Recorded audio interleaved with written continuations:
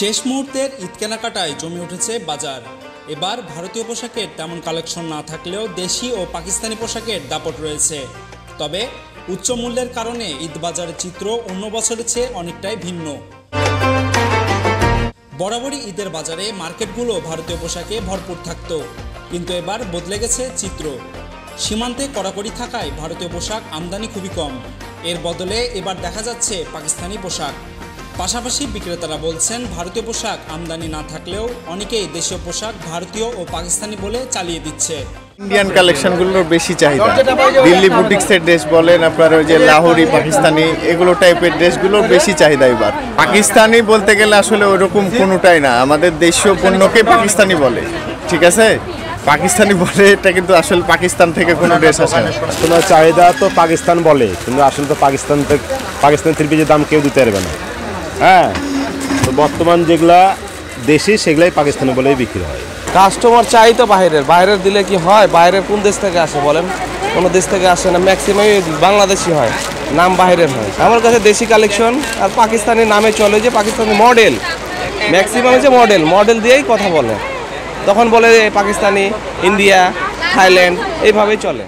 বাজারে ক্রেতার সংখ্যা কম, অনেকের হাতে নেই টাকা। বিশেষ করে একটা দলের নেতাকর্মীরা পালিয়ে থাকায় বাজারে তার প্রভাব পড়েছে। ফলে গতবারের চেয়ে এবার বেচা বিক্রি অর্ধেকে নেমেছে। গত রমজানে আমরা বেচছিলাম 25-30 হাজার টাকা, এই রমজানে 10-12 হাজার টাকা বেচছি। এই মিডিল পজিশনে আসে আজকে 13 রমজান 14 রমজান চলছে।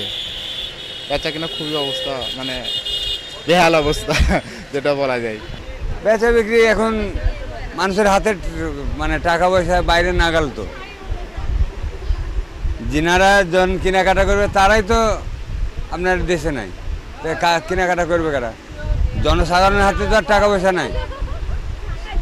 জনসাধারণের হাতে টাকা পয়সা থাকলে তো কেনাকাটা করবে। বেচা কেনা এবার মানে 1/2% না, মানে পরিস্থিতি খুবই খারাপ।